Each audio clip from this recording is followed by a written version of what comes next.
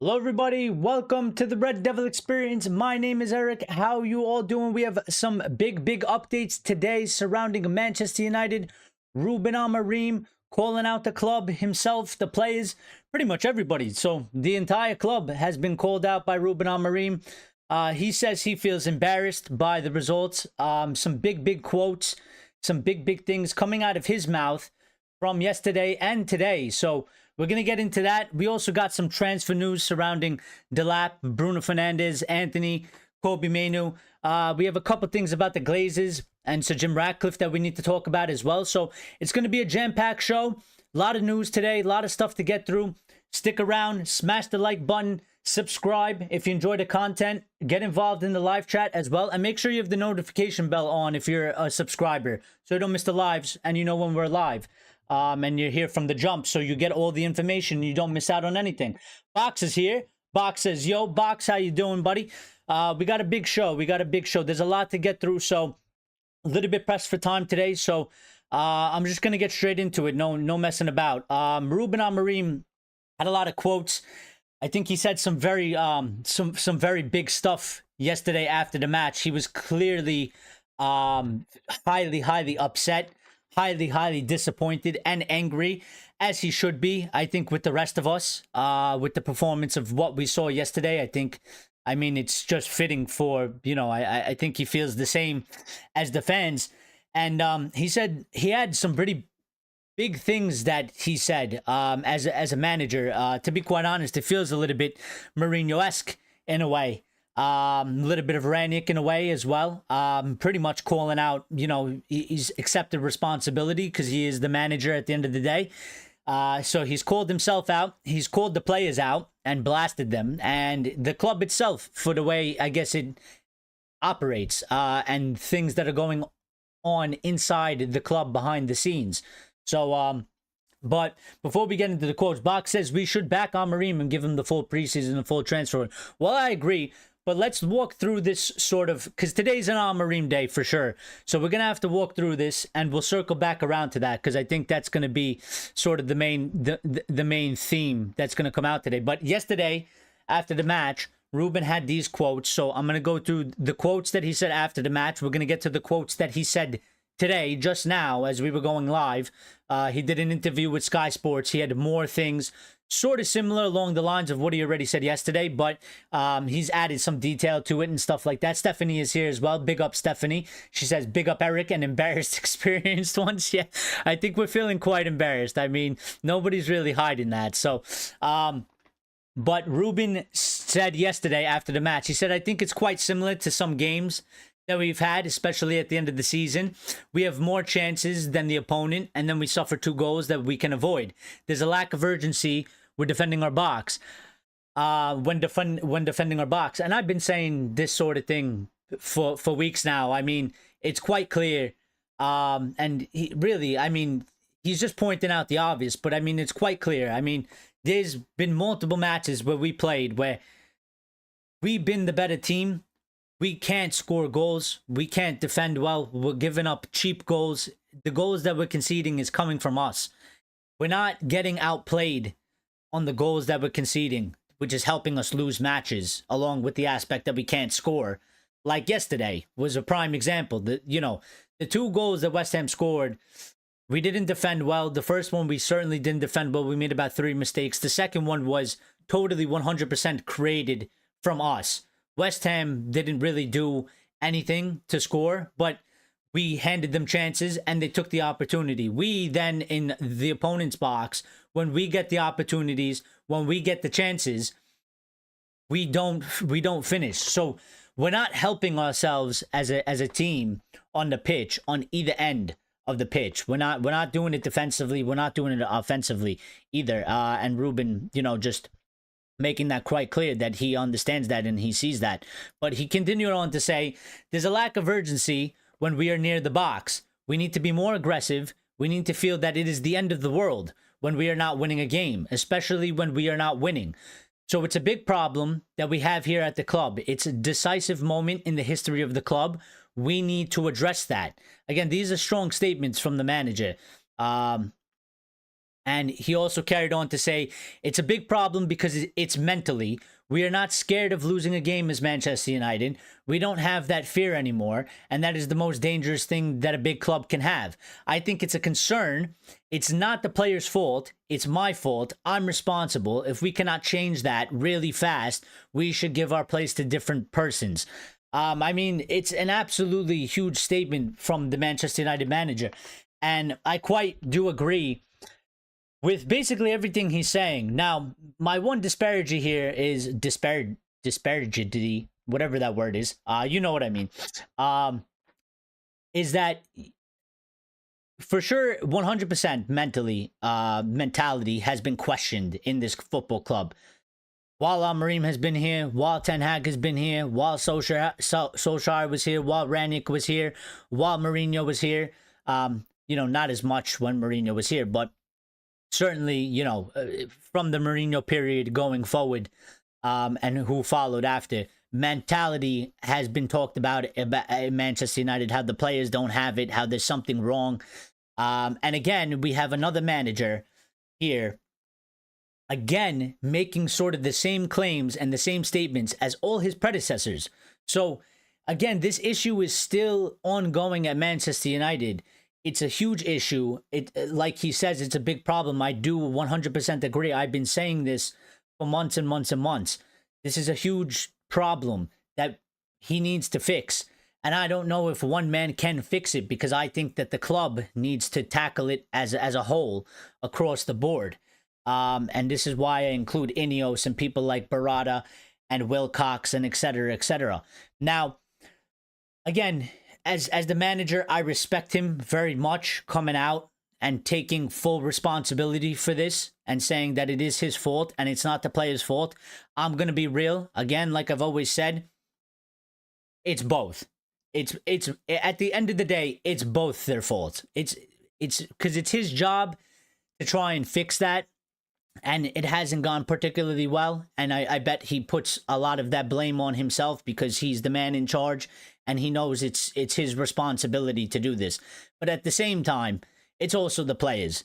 He says it's not the players' fault, but it is the players' fault at the same time. Because these guys, I understand the manager plays a huge role in this sort of thing. But at the same time, you are a professional football player that plays for Manchester United. You wear the kit, and we pay you hundreds of thousands a week. And if you can't have the mentality, the attitude, and you need your hand held the entire way, then you don't belong at this football club. So, while I do agree that it is his job to ultimately figure it out and find the answer and fix the problem, the players also have to get this blame, because some of them just do not belong at this football club. They don't have what it takes to be here. They cannot handle the scrutiny. They cannot handle the pressure. They don't have the quality. They don't belong at this football club. They don't belong at a football club at this size with this much pressure on it. They can't handle it. They don't have what it takes.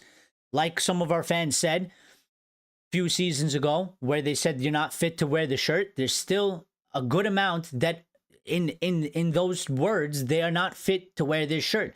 They do not belong at this football club. And Ruben is absolutely correct. I'm not ignoring the chat, by the way. Keep chatting away. I'm going to get to you guys. I want you guys to comment as I go along, but I need to get through these updates, just so you know. So Ruben went on to say, we need to perform in a better way. Of course, it's not the best thing. It's not the best thing. We are challenging all the time. A lot of players are tired. We have to manage that. That is also a concern. We should be prepared to play in the middle of the week. And this was some of the criticism that came from Roy Keane and a couple others, kind of saying that, you know, he made previous comments, and stuff. He's quite aware that, you know, a club like Manchester United, you should be able to play midweek and weekend and have no issues. That's what a top club does. You know, the ones that are performing exceptionally well, like Liverpool and Arsenal and City and everybody else that's in the top 4, top 5, they do it. So there's no excuse why we can't do it, especially the club of our size and our stature. We should be able to do it. We clearly have an issue in doing this because as we've seen, we perform Thursdays and we can't perform at the weekend. And we can't perform in the Premier League. And the Premier League, at the end of the day, is our bread and butter. We have to make sure that these performances and these results are getting are the ones that we're driving home and that we're winning. Because at the end of the day, it's good to win the Europa League, it's good to get into the Champions League, but the sustainability has to come in the Premier League. He went on to say as well that everybody is focused on the final. The final is not the biggest thing in our football club. We need to change a lot of things. If we don't change the way we play and perform and feel this urgency of winning every game, we should not play in the Champions League. We should just stay in the Premier League and learn how to be competitive 1 week at a time. Now, we've talked about this many times on this channel, in shows, in live shows. Grace brought it up the other day. Ray has said it a couple times as well recently. We've talked about it in the past while Eric Ten Hag was here as well, that maybe it would just be beneficial for Manchester United to not be in Europe, focus on the league, and gain some sort of sustainability. Obviously, we all want to be fighting and trying to win and actually accomplish winning the Premier League and the Champions League. But for where we are at the current moment, it is one that I think it's an interesting sort of question to try and answer, because I do believe that it probably would benefit us to not be involved in Europe, considering the way we are struggling in our league. And our league is the bread and butter at the end of the day.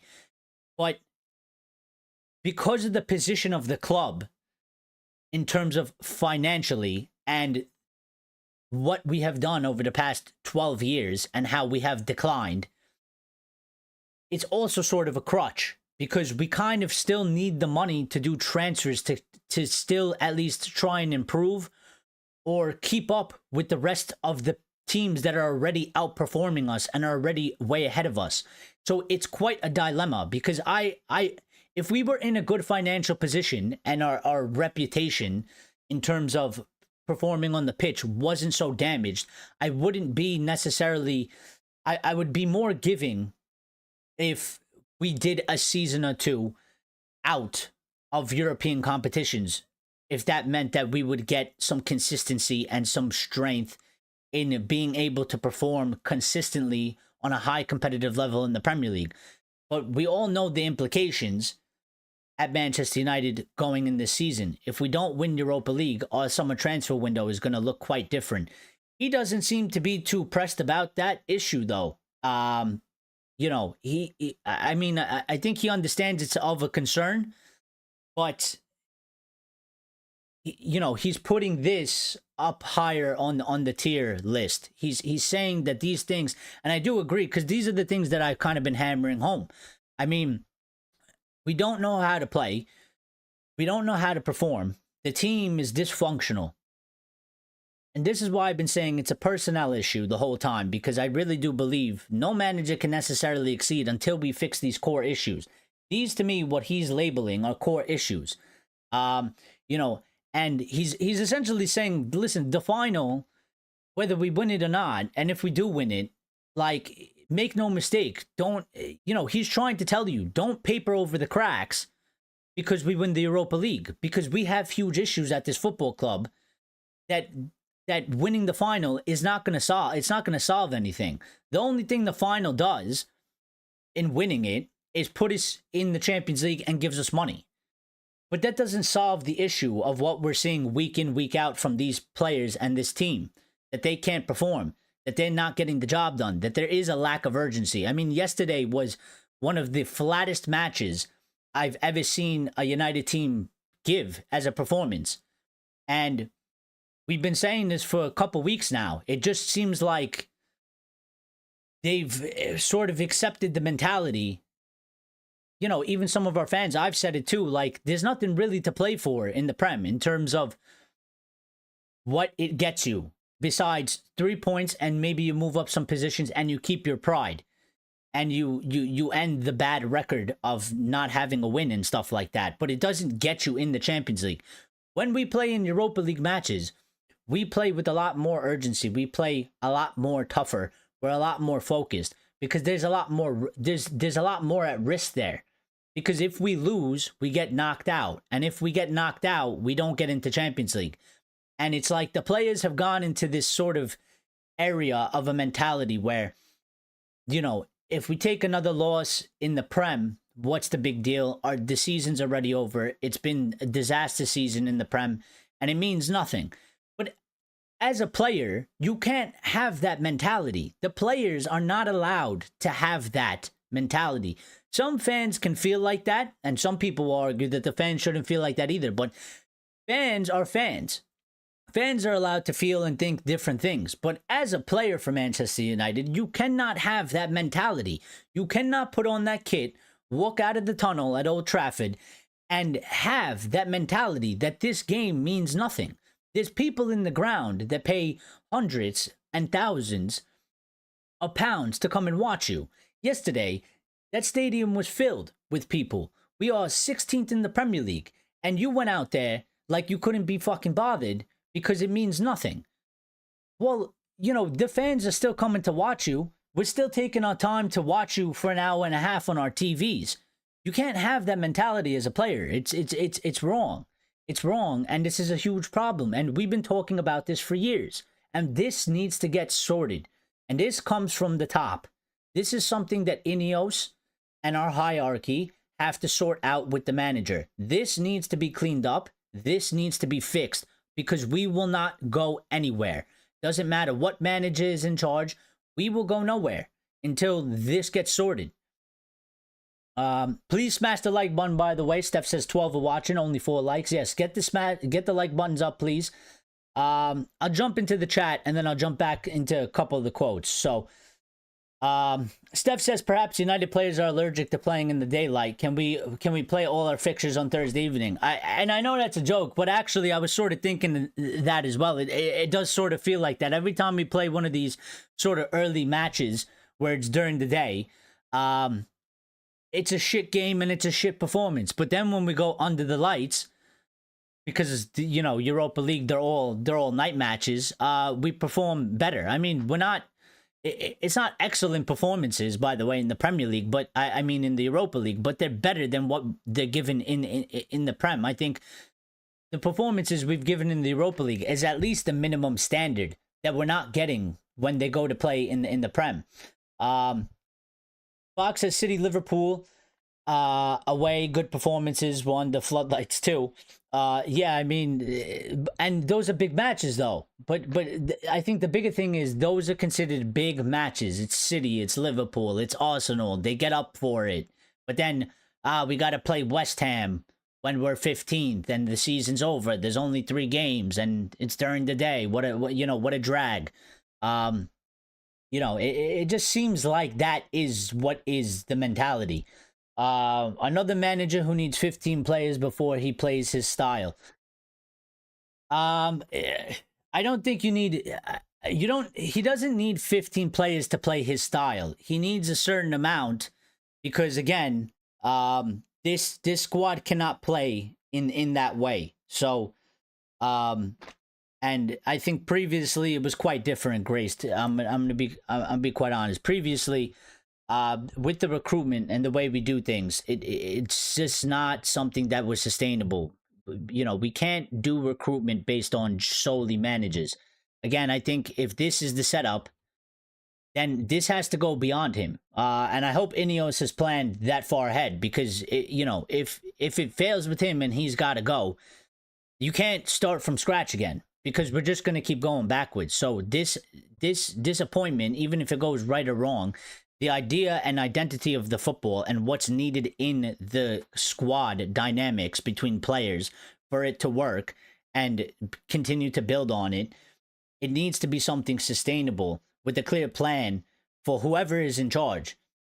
But he does need players because, I mean, if you look at this squad and you look at the characteristics of the players and you compare it to Eddie Howe at Newcastle, because I seen somebody doing that yesterday, and Eddie Howe plays a 3-4-2-1 at Newcastle, and look at their team and look at the capabilities and the characteristics of the players they have in their team, and look at the capability and the characteristics of the players that we have in our team.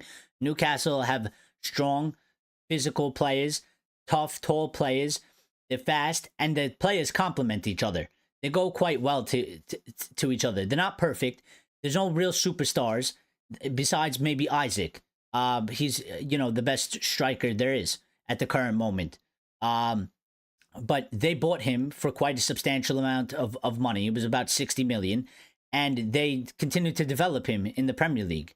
But everybody else, there's no like people you would call a superstar or world class on that team, but they're a group of players that fight hard, work together, and complement each other.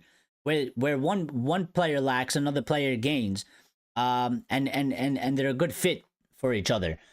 Steph says, doesn't matter who the manager or captain is, this lot just do what they want when they want. And that's why the culture and the tone in the club has to shift. And I think that this summer is going to be a big one because the foot has to be put down finally. And this cannot be accepted. And it doesn't matter who you are or what contract you have. If you don't perform, you have to be shown the door and you have to be made an example of, because the players need to feel like they can lose their job at Manchester United at any moment if they don't perform to certain standards. And it just hasn't been like that for quite some time.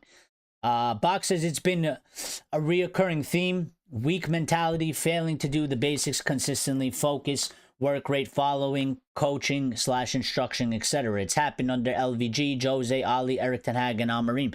And that absolutely has. I mean, Amorim making these statements while they're strong and bold, it's nothing new.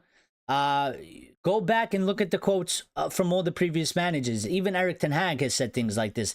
Ten Hag, Mourinho, LVG said it as well. Jose, I said that already. Ali and Ranić was obviously one too.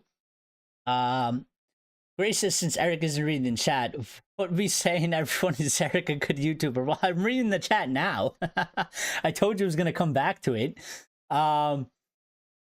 Grace says, Steph says United is one big holiday camp with no real consequences. Players feel untouchable.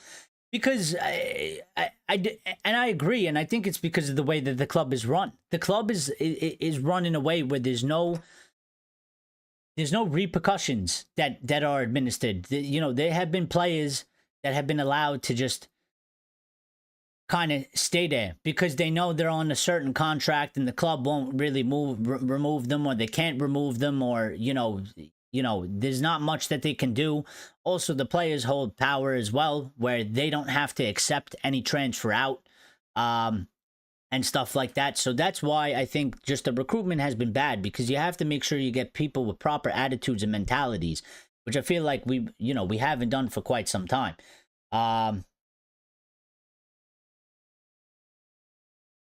Grace says, I told you he thinks the same for me. The league is bread and butter. No, but it is. I mean, we're not, I think that maybe got a little bit lost in sort of translation there, Grace. But like, at the end of the day, the league is the bread and butter.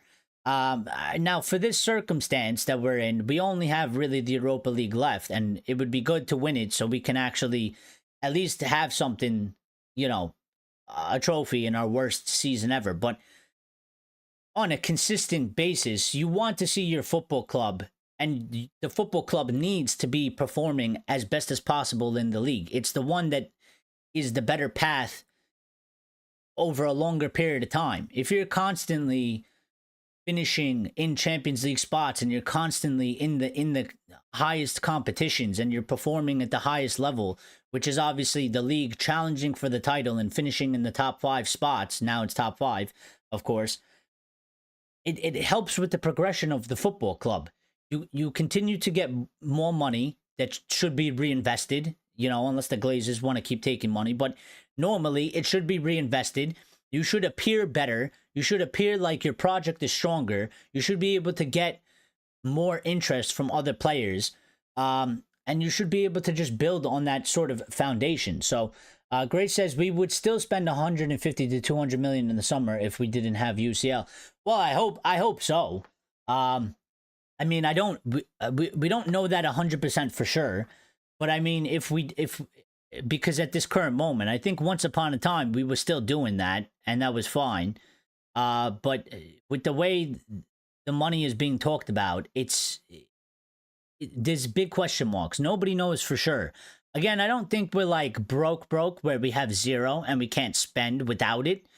But it definitely has to have some sort of an impact on maybe how we maneuver, how fast we can maneuver, and maybe how many deals we can actually do. Because the whole aspect of that is I think it gives us extra cash in our hand, so we don't have to rely so much on the sales. And if we have to rely on the sales, maybe it holds up our transfers, and then we lose out on targets. So there's always like implications that come with this sort of thing. Boxes, I think finishing 4th to 8th should be achievable in our current state, and that should be the aim for next season. Well, I'm glad you said that, because we actually have an update about that as well that came out from the hierarchy or whatever. So we're going to get to that at some point as well. Steph says United get one great result and they think they have credit in the bank instead of building back-to-back victories, putting pressure on themselves and, more importantly, the manager. And yeah, I mean, you know, I was talking to my father about this yesterday, and he said the same thing, Steph, similar, and he felt bad for Ruben, because he's like, every time you think like, you know, they got to win, and it was a decent performance. It wasn't spectacular all around, but I mean, it was good enough that we got to win, and it's a positive. And you think you know, maybe he can build on it, and then you go into the Prem, and you just it's just absolute disaster. So, yeah, I mean, you're absolutely correct. Grace said I had to remortgage my home to go watch the low in this manager. Grace says Isaac from Sociedad, Bruno G from Lyon, Jolinton from Hoffenheim, Gordon from Everton. Good scouting gets you a long way. If we were linked with them before they went to Newcastle, we would say they're world-class players.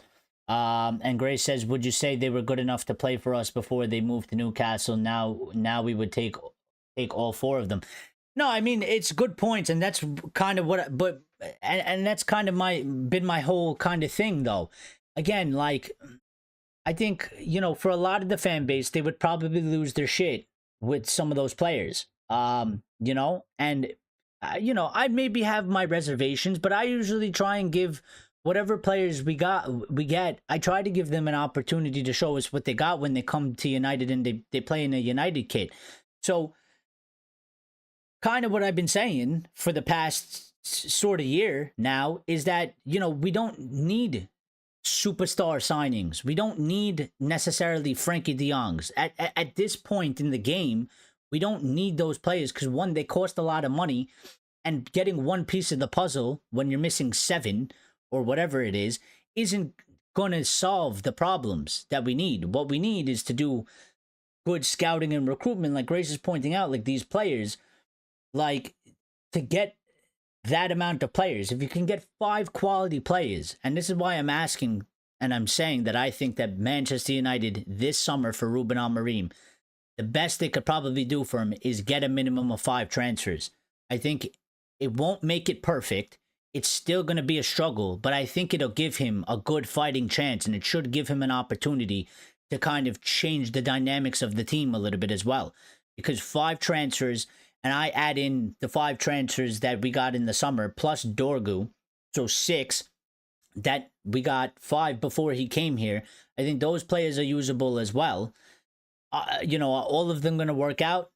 Maybe not, but I think most of them have done quite well over this season, and they have the ability to, they'll be on their 2nd season next season, and they should be able to progress a little bit more. So I think the combination of getting 5 new players plus those players, that's 10 to 11. That's at least the starting 11. And then you have some of the other ones that might be on the fringes that we might be considering selling, or maybe we need to sell them and stuff like that. So, yeah, but let's get back to the quotes that Ruben has been saying. So these were all from yesterday, by the way, just so we're clear. And I'll tell you when we get to the ones that he made as we were going live, that he did with the interview in Sky Sports. But again, he said, if you look at the goals that we suffer, we can avoid these goals. The lack of energy, the lack of urgency, that is the most dangerous things in this club. You can feel it at the beginning of the game between our box and opponent's box. There is a lack of urgency. That is something we have to change in this club. And he's absolutely correct. in this sort of stuff. Now everybody's gonna probably, I mean, especially the ones that dislike him and hate him, they're gonna put it all on him. But and I agree to a certain extent, because again, like I said, it's his job to figure this out. But I think it's almost like an impossible job to do, because I think the where United has traveled down this road, it's gone past the point of a manager walking in and just fixing it himself and getting it done. And the job it has become much bigger than one man and one guy to fix. And that's why I believe that regardless of the manager, no one is actually going to be able to sort this out themselves. And this is why the club as a whole needs to start operating properly together on all fronts, with the hierarchy and the manager together. They need to sort these issues out at the football club. They're clearly still there. They're clearly still present, because we see it on the pitch. And you don't need to be an expert. You can watch. When you watch the match, you can, everything that he's saying here, you see it with your own eyes. You know, he doesn't have to tell you these things. We've been saying these things for weeks, months, and years prior even to him. So Grace says 5 is enough. Goalkeeper, midfielder, wingback, 10, and striker. And that's how I feel. To give him a fighting chance, I think 5 would be perfect for him.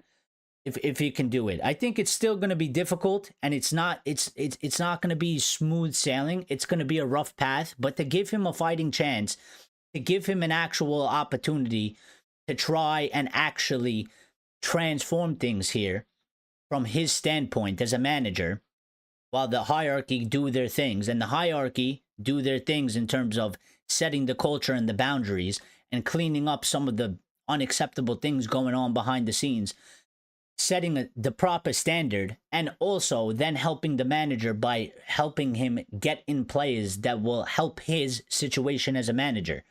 So I think 5, I think if you can get 5 this summer for him, I think it gives him a good fighting chance. And then it's in his hands after that. Really, it's in his hands after that, because I mean, he's made a statement that we'll get to in a second, but he understands where he's at, and he knows the implications of next season. You know, he said and made a statement that we cannot. We already covered it, actually. We cannot have this season again.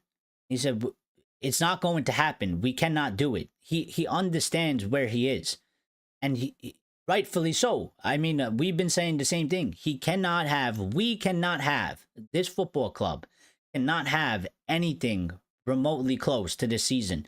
So he understands next season, you have to start strong. The pressure is going to be on him from before we start the season, and it's going to be there very early. And he's going to have to get this team to be able to perform from the first game and the first whistle next season. Because he knows that if it doesn't do that, he's going to be under more pressure. It's going to be even more difficult to turn around, and eventually it's going to lead to him losing his job, because you cannot be Manchester United manager and have these sorts of results and have these sorts of performances. And he's no dummy about that. Again, no, I'm not arguing that I want him to be sacked or anything like that, but at a certain point, you just can't continue, and he knows this. He's saying these things. So he also said, though, that I am responsible for that.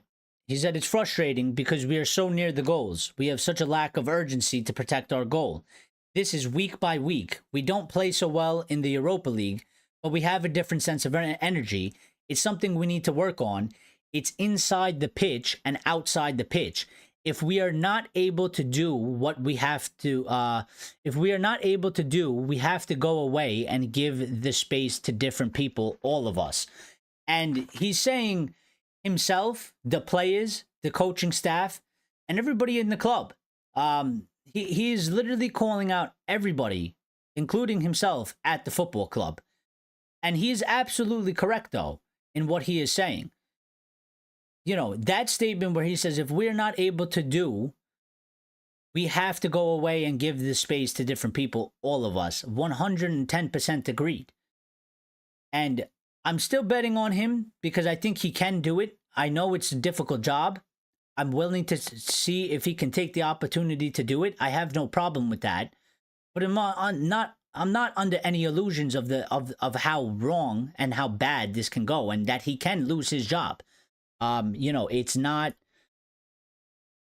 it's clear as day there. So Lumen says, I think he misjudged the job, took the job in excitement, thought he could become a hero if he makes the club success, became excited and talked a lot, not realizing he can't handle the problems.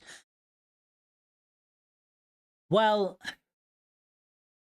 I think he knows, Lumen, I think he knows what needs to happen at the football club for it to change. I think he has an idea. I think he has a plan. And I think he knows exactly what needs to happen. But being on the outside and being on the inside is two different things. And I think he's seen things and he's had conversations with the higher-ups that he's realized, well, this is actually much more difficult because the position the club is in and how things have gone prior to me coming in, it's actually a much more difficult task than I thought that it actually is. So in a way, I do think you are right that he's misjudged the job, because I think every single manager that has come to our football club and has been sacked because they're no longer here, obviously, and none of them succeeded in the way that we wanted them to succeed, I think they all misjudged the job. Because again, I think these people in football, they live in a bubble, and the bubble that they live in is different than to one of us. And they don't listen to the outside noise, because we are the outside noise, and so is the media and the news, and we're much more aware of these sorts of things, even though we don't know what goes on behind the scenes. But it's two different aspects. I think every single one of these managers, again, they all have egos. They all think that they can do the job. They don't listen to as much outside noise as we do. This news, this sort of reports that come from journalists, they don't really pay attention too much to that stuff. They sort of tune it out. They almost don't believe most of it. So when they go to take the job, when they do take the job and they get inside, they then realize this is actually much more of a bigger mess than I actually thought it was, because they analyzed it again from the outside and looking at it in terms of dynamics of players and such, and plans for what they could do. But once you start getting a first-hand experience, the players that are there, the routines they go through, what they're doing in their off time, how what are they doing in terms of training, how they train, how they take care of their bodies, how the club is operating from a commercial standpoint, from a football standpoint. Once you start getting a clear picture of all these things and you actually see it going on, you then realize this is a much bigger problem than I actually expected. I just thought that it was, maybe at the purest standpoint, bad coaching with bad recruitment. But that's only part of it. So, Grace says, can we be serious now, please? I have a question for all. Custard cream biscuits or bourbon cream biscuits? I mean, I'd take both. I'd take both. We'll save that one a little bit for the end, Grace, because I got a lot more that I got to get through. There's a lot of quotes here, and I want to get to some of the transfers as well. So, Ruben continued on to say, I'm sorry this is messed up, but best I could do. He said, for me, it doesn't matter if we win the Europa League because the problems are much bigger than that. And that was from Sky.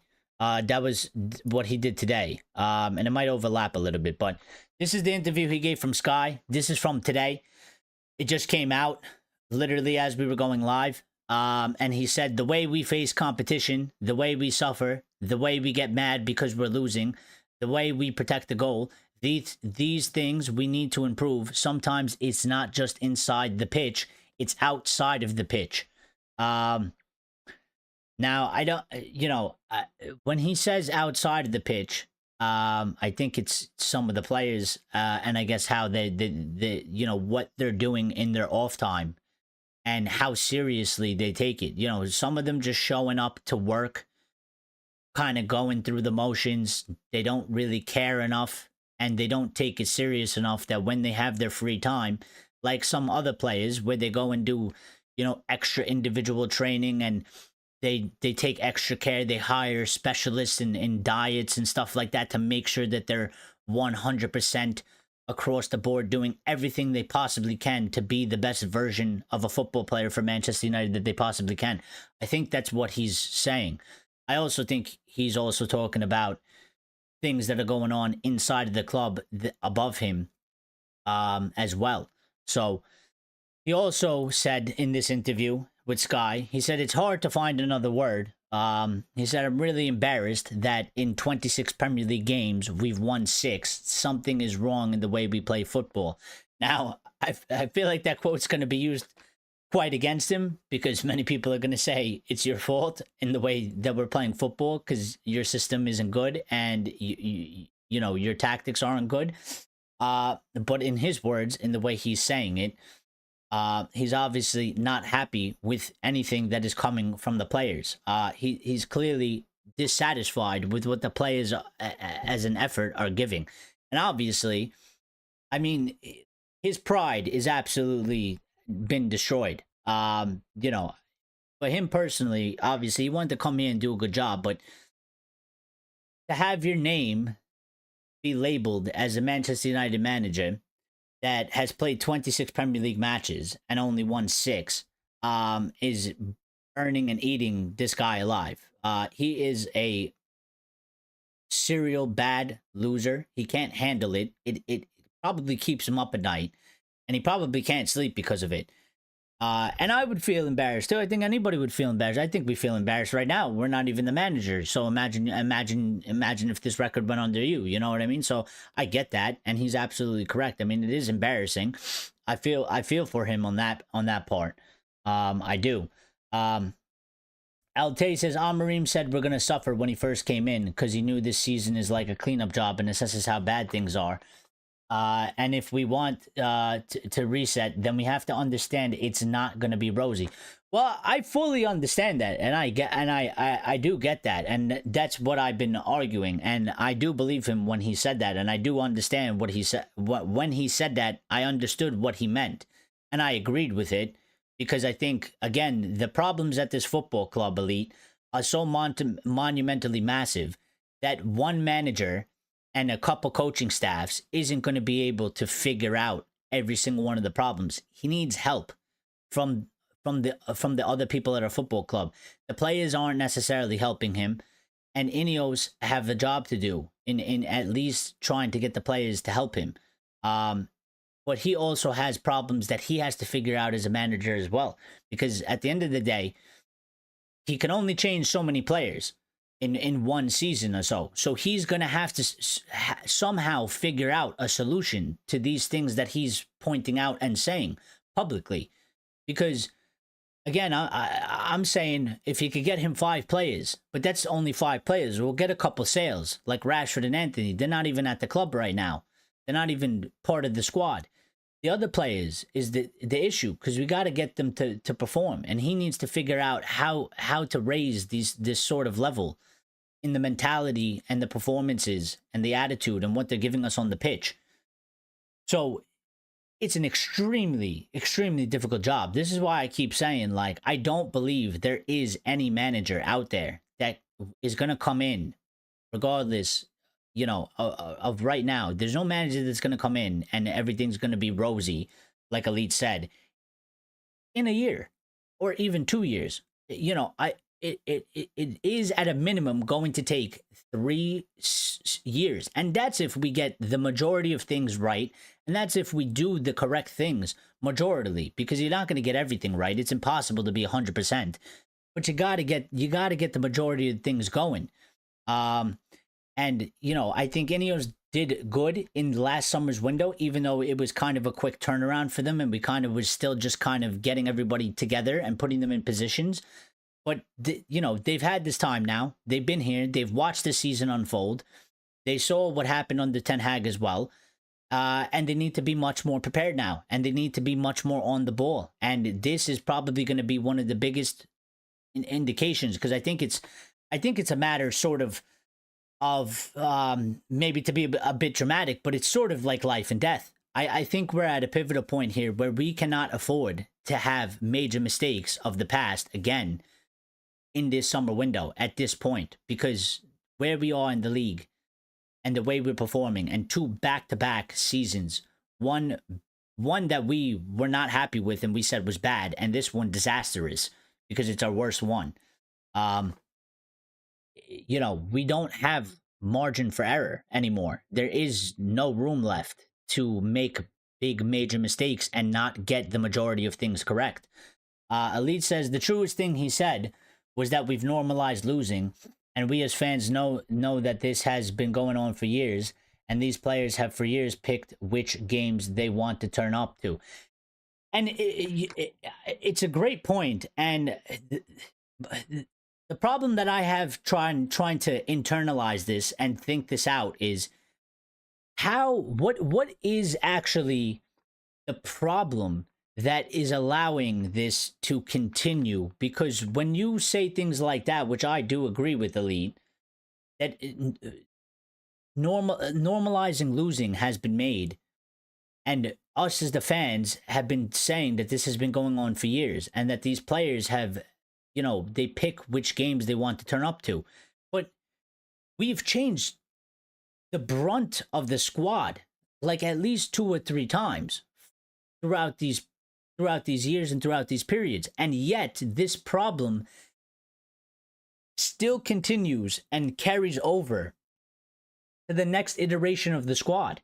I mean, the squad that Mourinho had and the players that Mourinho had, there's basically nobody left, barring a couple players from when he was here. And, it's a very small percentage of players. It's maybe like 3 or 4. The rest of the squad, the majority of the squad, is not from there. But that sort of issue that was there has carried over from there to Solskjaer, to Ranić, to Ten Hag, and now it's under Ruben Amorim's feet as well. What is it that's there that is allowing this sort of, I call it a disease, really, to continue to keep spreading and continuing to affect every time we change players? I mean, Ten Hag has spent, regardless of the 600 million, because all the players were overinflated, but he bring in a long list of players. The squad is totally changed from those times, and it's still something that is a major problem at this football club. It really puzzles me, because I wish I knew what the exact answer was. That I say that is the key, that is the heart to the virus. This virus that is at our football club, and to eradicate it, to get rid of the disease, we must attack that spot, that area. But it's very hard to pinpoint when we are on the outside and we can't see. And I hope he knows, because he's on the inside. And if he doesn't know, then I don't think anybody knows. And I feel like he does. And I feel like this interview and the press conference from yesterday, I think it's probably the most way you could be blunt about things without being as harsh as fans can be when we call players out and the club, and we use some choice language that obviously the Manchester United manager can't really use unless he wants to get in massive trouble from the club. So I don't know, but couple more updates that I want to go through. Ruben said the feeling to fight until the end, the way we face competition, it's not okay to lose. It's not okay to draw. This is what Elite was just talking about. It doesn't matter if we can change our position in the league or not. That feeling is nothing about confidence. It's about the belief and understanding that we are in Manchester United. Again, super strong statements, and he's had enough. I think he's really angry. He's really upset, and he's really frustrated by what's going on behind the scenes. He said our position is unacceptable, and for me, that is not a lack of confidence. It's a lack of something more profound. So again, really having a go here. And I think everything he's saying is absolutely fact. He's telling the truth. And I don't think he's said anything that, regardless whether you put it on him or not, or you split the blame or whatever you choose to do. I don't think he has said anything that not one Manchester United fan will agree with. I think he said everything that we've been saying for years. I think he said everything that we've been feeling and what we've been seeing. So I think he's absolutely correct in everything that he's come out and said. He also said that he talks with the board. He has a clear feeling. He said that I know what this team needs to be so much better, and that kind of goes to elite. And that's what I was saying, is that, you know, he does have an idea, but it's about how is this going to get implemented at the football club, because at the end of the day, it's not just him. He can't just do it by himself. He needs other people to be there to do the other parts of the job that he clearly can't do because it's too massive for him to handle as one man. We've gone too far down the path where one person is going to walk into this football club and fix the issues and the problems. We're no longer in that period. We're no longer in that position. We've strayed very far away from that sort of thing. Few years ago, maybe 4 or 5, when we were still hanging around 4th, and maybe we were finishing 6th and 4th and, you know, 3rd and 5th and stuff like that. Maybe it was a little bit more easier, but it was also difficult because there was nobody above the manager. There was no hierarchy. There was no help. So all those managers suffered from that as well. So again, he's under no illusions. He knows the situation he's in. He knows that there's less and less room being made available for him to be able to survive this. And he knows the pressure is on. And, you know, he feels pretty much the same as everybody else. If he can't figure out how to do it and it goes on successful, I think he will accept, either he will walk away or he will just accept, you know, sort of a resignation and go. Because I think, again, you know, regardless of what people say about him, he is a man that obviously he cares deeply, and he wants to be successful, and he cares about this football club.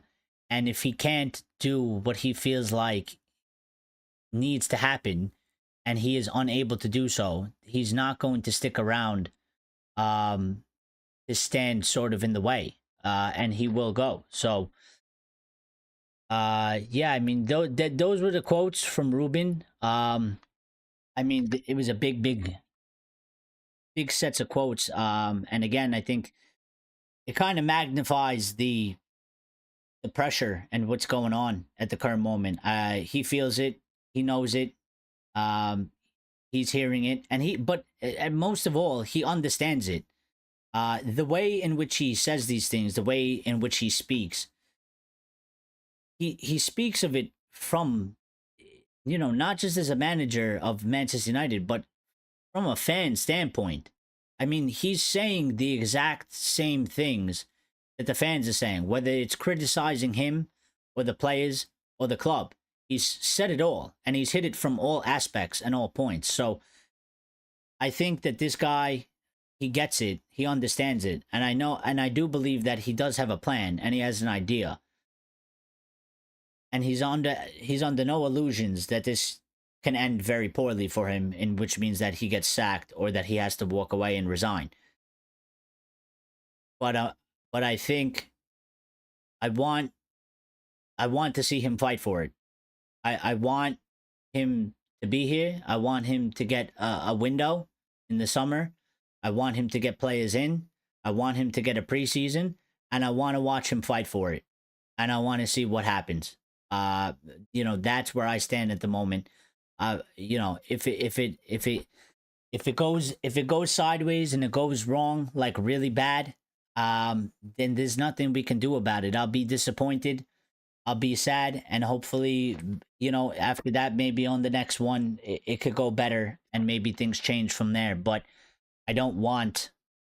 I just want this sort of carousel to end at some point. I want this merry-go-round to end. I'm tired of seeing all these managers walk through the door and have to deal with these monumental problems, and, you know, the people in charge of the club not providing a platform for any manager to get any sort of consistency and be able to actually maybe, you know, make positive changes and turn things around. We have to get off of this merry-go-round at some point, because it's getting to the point where it's going to be too late, and we're going to end up in a position where we're not going to want to be, which is going to be permanently some type of a mid-table club, um, for the foreseeable future. I mean, it's slipping away. We're getting pushed down and we're getting sucked in closer to that position than we are returning back to the glory, that we want. So, Elite says, do you think that the board will back if we don't win Europa with them making it public that the club is broke? Well, again, about the club being broke, I think we have money. I don't know how much money we have, and I don't know what they necessarily mean by broke, because we clearly obviously have money, and I think money will be made available. Again, Sir Jim Ratcliffe said that the club was going to go bust in December if he didn't put in the money. At the same time, in the same interview, he also said that there's a budget for Ruben Amorim and this manager will be backed in the transfer window. So you can't be broke and have no money, but then also say that the manager has a budget and is going to be backed. You know, those two statements are just contradictions of themselves. So I think from a business standpoint, when he said that the club is broke, the way that we were going about spending money and, you know, the future projections for revenue and stuff like that, the club was going into a place financially where it was unsustainable. But to get funds to use it for transfers, I think there is still always a will and a way, and there's still money that's going to be made available. I think that's taken into account. So I think I'm going to be quite honest with the Elite. I think that they have no choice. What they have done in the board and the hierarchy, they have no choice but to back in the transfer market. They have no choice. You can't do the things you did and then not back this guy because it's gone really bad once he's come in. Again, in my belief, it cannot be just about Ruben. Will these things help Ruben? They should, and it should give him a better platform if it's done correctly. But at the same time, the way that they've kind of proposed this sort of change, because he's not a manager, right? He's a head coach. So the changing of that title is supposed to signify that he's just, you know, a smaller piece on the chessboard. He is not the queen. The manager is not the queen anymore. He's a smaller piece on the chessboard. And what that means is that regardless of if Ruben fails or succeeds, there has to be a clear plan and structure at the football club that we should still be bringing in players that can perform and play in the Premier League and play the certain style of football that Wilcox and everybody else, including with Amorim, are trying to get Manchester United to play. So so regardless of Europa League or not Europa League, I think it might have some different sort of impacts. Again, like, I think there's probably two budgets. Obviously, the one with the Champions League has more money in it, which means that maybe we'll be able to do better or more deals. I still think that there's a budget without Europa. I think it's a decently good enough budget to at least get some transfer targets in.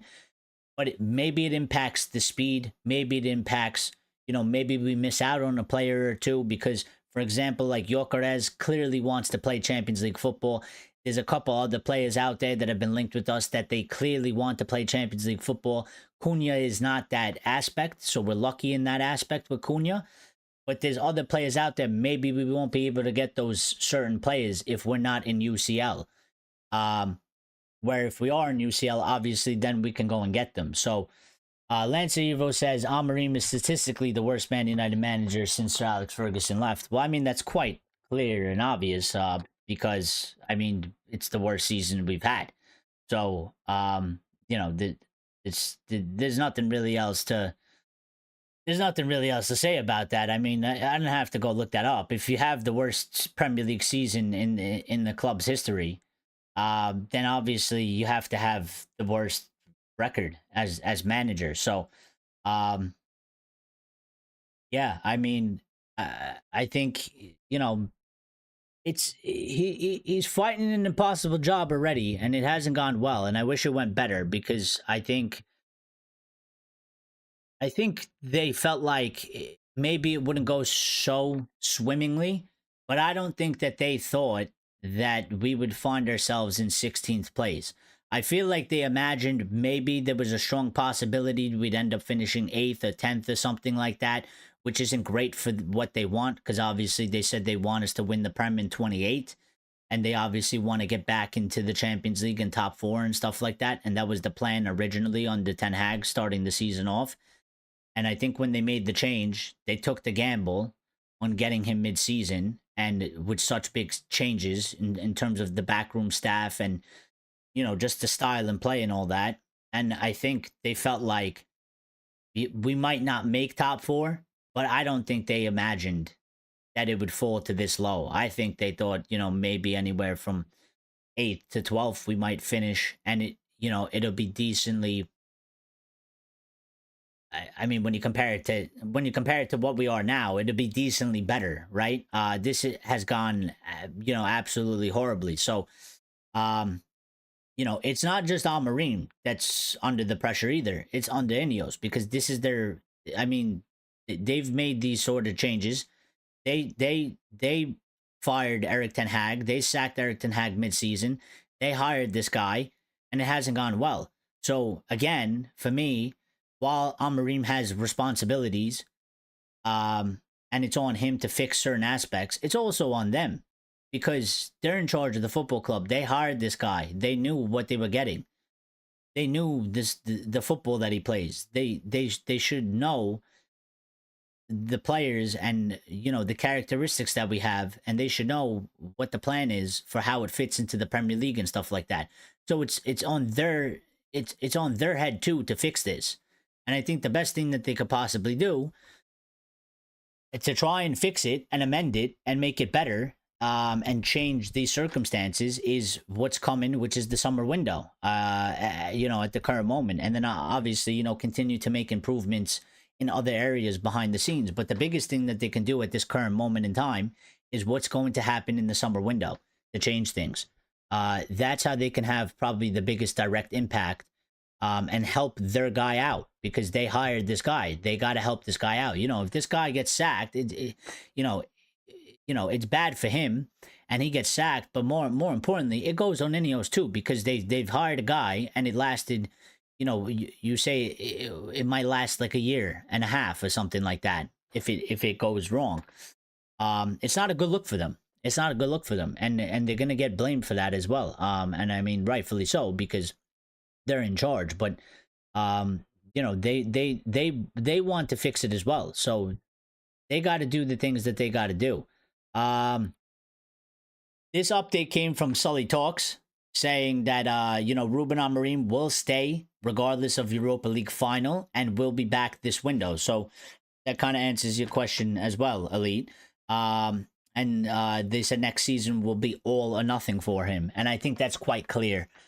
Unfortunately, I was trying to I'm gonna be quite honest, I was trying to tiptoe around this because I don't think it's an ideal situation for this manager to be in an all or nothing sort of situation already, considering that he hasn't even been here a full year, and he hasn't had a proper start. It's an abnormal sort of taking of a job, especially the size and of what it is at Manchester, being Manchester United, and the issues that we have at our football club. But the manner in which he's speaking, and the things that he's saying, he understands this and he knows this. He knows that next season will be all or nothing. He knows that there's no room for errors. He knows that I need to get this team to perform or it's over. And And unfortunately, that's the position we find ourselves in. You know, when he first came in, and for a certain period of time, for the first couple months, you know, I kind of was like, yeah, you know, it's not going to go smooth. It's going to be a lot of up and down. But the past sort of 2 months, necessarily after the international break, has really drowned him. You know, he's sinking quick. And I don't like to see it because it's painful to watch. And I feel like it sucks because he was a young guy with a lot of potential. And I just feel like the whole sort of circumstance thing about everything, the way it's gone, him coming in November when he wanted to stay, he was in a much better position. He didn't have to accept it, but he did. And for it to be in this position already is it's painful to watch. It really is, because he's suffering, he's struggling, and there isn't anything he can do till he could get to the window, and it's just gonna pile on to next season now because it's gone so bad. So, yeah, I mean it's getting to a point. But listen, I don't necessarily disagree with it at the same time, but I'm not for one for sacking him now. For me, I think that's ridiculous. I think at the very least he's gotta get a window, get some players, do a preseason, and take a shot from there. I think the very least we could give him a shot for next season. So, because I just think that the circumstances that he's come into are just absolutely horrible. So, um, yeah, there's a couple more. There's a couple more updates. One of the updates was that this came from Samuel Luckhurst saying that Manchester United are targeting a top 6 finish in the Premier League next season. So, you know, Samuel Luckhurst isn't the most positive person out there. He's not really liked by too many. I think it's interesting that he's put this out. I'd like to hear it from one of Omar or Sir Jim or somebody. I'd like to hear it from their mouth directly, because I don't necessarily trust Samuel Luckhurst, and not in the fact that I think he's like completely made this up, but I mean, again, it's more of sort of a pressure and a pile on onto the manager, because I mean, you're talking about, I mean, Box mentioned in the beginning of the show and said something along the lines of finishing somewhere between I want to find that comment now.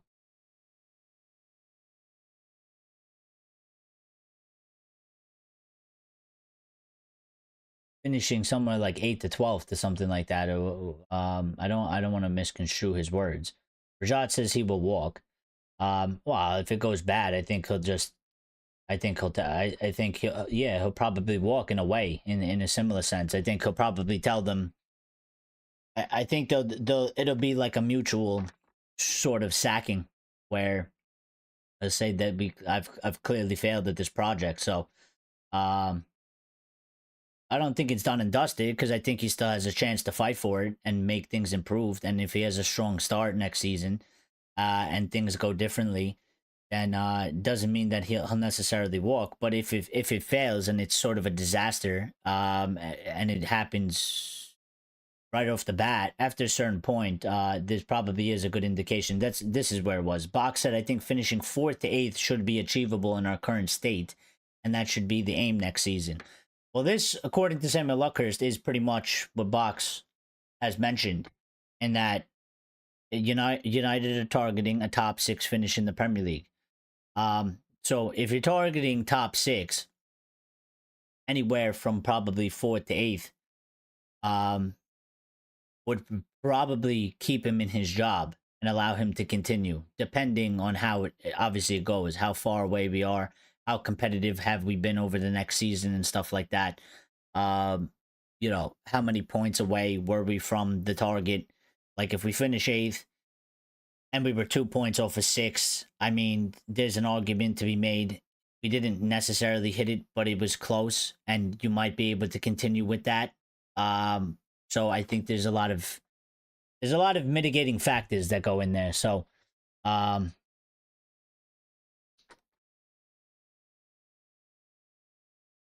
so yeah, but we're gonna switch gears a little bit here, and we're gonna go to a little bit of some transfer stories. And then we're gonna hit something on the Glazers because it is not something that we're celebrating, but it is 20-year anniversary of Glazer ownership. So there's been a lot of talk about the Glazers. The Athletic actually wrote two very good articles. I would encourage you to go read them because they're very detailed and very well structured. And I read both of them, and I got a couple of pieces about these articles in this show, and we're going to talk about it. But let's go to the transfer news now. And the first one has to do with Delap, right? So we need a striker. Delap has been talked about. Delap is apparently the number one target. There's been some discrepancy, reports going back between Delap, Gyökeres, and Osimhen and whatnot. But Delap has been heavily linked with us. Delap seems like he is actually the number one target for the club. And we got three decently good updates.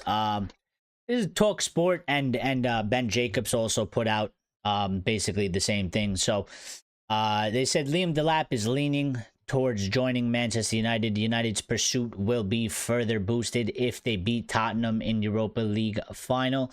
Delap's preference is to play in the UCL. So Delap, another player, and this has been made quite clear over the past few weeks, that, he wants to play Champions League football. Whether people agree with that or not, because I've seen some people hating on him for kind of saying this and saying he should be more grateful or whatever. I'm not too bothered about that. It's his career. He's his player. Whatever he wants, he has the right to kind of demand it. So, I'm not too pressed about any of that. But again, this is another player that maybe he will end up going to Chelsea if we don't win the Europa League or something like that. Maybe he'll pick Chelsea over Manchester United. Now, my thing has been I want Gyökeres or I want Osimhen. I think we need a proven, ready-made, more experienced striker than Delap. I think Delap's a good player, but I think he's sort of in a similar way to Rasmus in that he's not on the level of Gyökeres or Osimhen. He's less proven.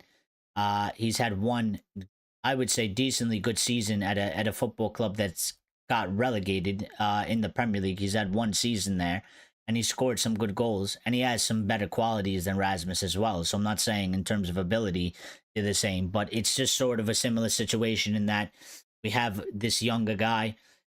He's going to be the main man.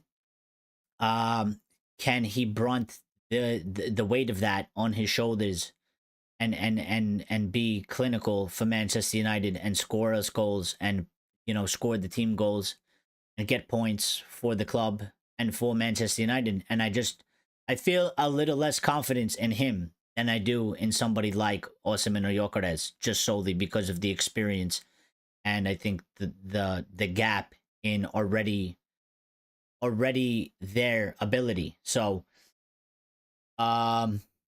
Elite says, for me, the transfer window will and the players brought for him and how much debt would we remove before I make proper expectations for next season. But I do believe we'll be a lot better with the preseason. Well, that is the hope, right, Elite? That is the hope. That is sort of the thinking.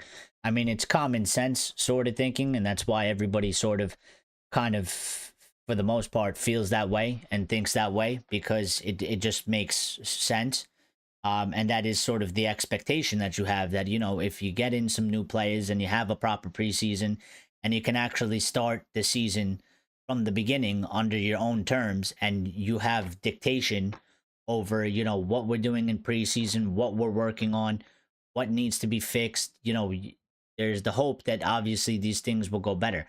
I think that we won't have a season like this because I think that this is impossible to sort of replicate, and I just don't think that things are going to go the same way.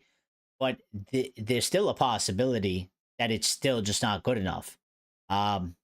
So, but I get that because I think it does have an impact. So I'm not like I'm not set in how I necessarily. I have an inclination and I have a feeling right now of what we need to do next season, but it's not 100% set in stone yet because of the things that you mentioned, Elite, like the transfer window and what deadwood we remove and stuff like that before proper expectations for next season. But I have a general idea, and I think there's sort of a generalness about it. I mean, we have to be up there fighting for some of these top positions. We need to be in and around 6th place next season. If we could get 5th, 4th, that'd be great. I mean, maybe we get surprised and we have a season like Eric Ten Hag had his first season where we finished 3rd and we did actually quite well and we did better than anybody kind of expected. Or it could go really bad. So, Rajat says, do need to go back to counter-attacking play. I don't want to, and I don't think we necessarily do. Because as a football club, if we do what we need to do, what we really need to do. See, for me as a football club, what we don't need to do in actuality is go back to counter-attacking play. Counter-attacking play has won us a couple trophies, but where was the sustainability in performances in the Premier League over the years and keeping up and competing with the big teams? Now, you couple that with recruitment, obviously you have two big problems. I don't think I don't think as a football club we need to go back to counter-attacking. I think as a football club, what we need to do is actually build a real squad for once. In our 13 past years, we need to build a real squad that can play the football that we want to play, which they believe is a modern way of playing that can compete with all the teams, and can outplay all the teams. But to do that, we need the players to do so. We need to have a squad that complements each other, and we just don't have that, and we haven't had that for quite some time. So Rajat says, me with time, not everything gets better necessarily. No, that is true. That is true. And there's always it could get worse, so it depends. But the hope, the optimism for it is that you would hope that if he can get these things, which everybody feels like does have an impact and could provide a platform for things to get better.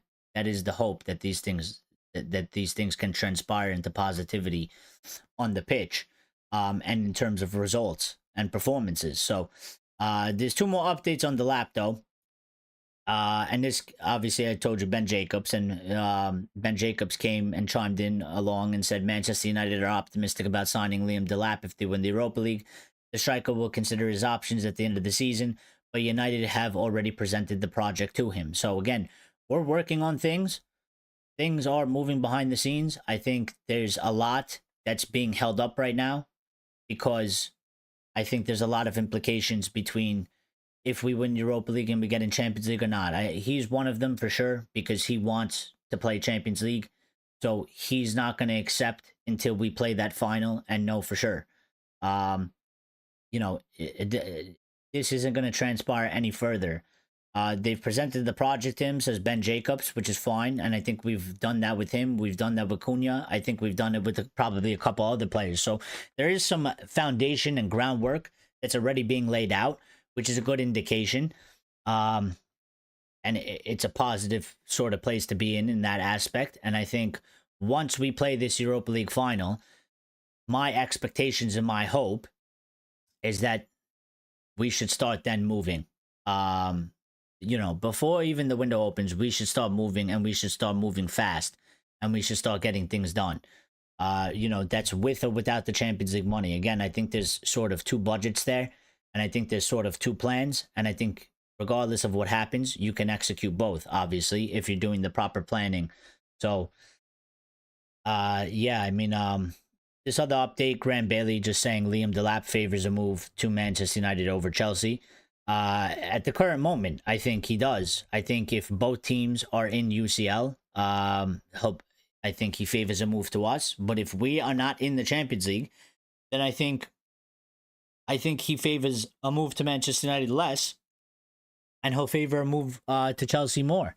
So again, he's not my number one target, but like I said earlier in the show, the club needs to get players, and just because I think that maybe it might not go as good with Delap as it would with Gyökeres and Osimhen, I could be wrong. We could get surprised. It could be something that's actually quite positive, and maybe they actually get it right. And it's something that pushes us forward. So there was another update about Bruno Fernandes. Obviously, Bruno being linked to the Saudi clubs. Offers going in for Bruno Fernandes and stuff like that. So far, it's all been rejected. But we did get this update from Ben Jacobs as well, saying that Al Hilal are in touch with Bruno Fernandes' camp. There will be a new meeting this week, and Fernandes will be given just 1 week to give a final answer. United's position remains that Bruno is not for sale. While the player has given no encouragement to date, he told Hilal last year that he wanted to stay at United until at least after the 2026 World Cup. Now, there is a scenario where I think, I'm not saying this is what's going to happen, but I think that there could be a scenario at Manchester United where if we don't win the Europa League final and we don't get Champions League football, then maybe they make a decision that they sell him to kind of replace the money that we've lost from not getting in Europe in any way. Because it's an action that they can take, and it's something that maybe they don't necessarily want to do, and maybe they're not willing to do it at this moment because we're still in a position where we can get UCL, and we can get that money because we haven't played the final yet, and we need to play it. After the final transpires, if we don't win it, there is always a possibility that maybe they decide, well, we can cash in on him if they give us the money that we want, obviously, which is, some people say that they want 140 million. I think somewhere around 100 million, I think we will probably be able to get for that. That money will directly replace the money that we're not going to get if we don't win the Europa League final. That is, we stand to make 80 to 100 million from getting in the Champions League. Selling Bruno Fernandes will get you anywhere from 80 million plus, in my opinion. So maybe there's a possibility that they do choose to sell him. I don't know if that'll happen. We could also, not make Europe, and we could also just not sell Bruno, and maybe Bruno doesn't want to go either, because at the same time, again, it's not just up to us. Bruno also has to agree to this, and if Bruno doesn't want to go, then we can't sell Bruno. So there's a lot of mitigating factors when it comes to this sort of thing. There's 3 parties involved. There's Al Hilal, there's United, and there's Bruno. All 3 have to agree for this thing to go through. If one doesn't agree, then the thing can't happen. So, Rajat says I don't rate him. He's talking about Liam Delap. I think he's going to be average and potentially worse flop signing, putting more pressure to another 21, 22-year-old. Yeah, I mean, again, for me, I the way I seen it go with Rasmus, and I think, again, I know I think he has better technical ability than Rasmus, and he probably has better finishing. But I think a big part of the problem that Rasmus has suffered is that he was a young guy that wasn't ready to lead the line. And I just don't know if this guy is ready to lead the line at a Manchester United team that has just had its worst season ever, with a manager struggling to pull out solutions in the squad and get it to a place where it's good. And with him being, I believe he's 23, by the way, but with him being that sort of age and lack of experience and, playing for, there's no real experience playing for a big club. There's no real experience playing for like a top 4, top 5 team. I could see where it could actually absolutely just, swallow him up and destroy him with the pressure and the expectations. But again, Ineos are in charge here, and these guys with Will Cox and Barada and whatever, this is their job to get these calls right. So if they really believe that this is the proper way, then do it. But you better make sure that you get it right, and you better make sure that it works out. I don't feel necessarily so confident about it, but I'm not a technical director. I'm not a director of football. Their job is to make these calls and to get these calls right. So we'll see what happens. We will see what happens. We got an update about Anthony as well. And that is that Atletico Madrid are planning to hold talks with Manchester United for Anthony. Now, this was reported. This is coming from Football España, so it's a Spanish source. So not too familiar with it in terms of credibility. I can't really tell you that, but this was mentioned and this was talked about a couple weeks ago, that Atletico Madrid are interested and looking at Anthony. Real Betis, obviously, they want to keep him and stuff. I think this is an absolute positive. If we can get another one or two clubs interested in Anthony, we can get probably a good substantial fee for him. My one thing is that, again, he went on strike at Ajax when we wanted to get him, and he caused some problems there. And I have a little bit of reservations because I feel like he's very happy at Real Betis, and Real Betis are really happy with him. But I don't think Real Betis want to pay 40 million for him. Whereas Atletico Madrid might be willing to give us 40 million, and therefore we'll be, we don't care really where Anthony wants to go. It's about the best deal possible for us. And obviously, if Atletico want to give us 40 million right off the bat, we need the money. Regardless of UCL or not, we can use the money. And that deal would obviously be the best deal. So, and he might not like that. He might hold out and say, I only want to go to Real Betis, and I want the deal to be done with Real Betis, and I will reject all other offers. Now, maybe he doesn't do that. Maybe he just accepts it and goes to another club because he wants to carry on his future. Maybe he's like, well, listen, I'm still playing in the Liga. I like the country. I like the league. So I would have loved to stay at Real Betis, but I'll go to Atletico Madrid. They play Champions League football. They're technically a bigger club.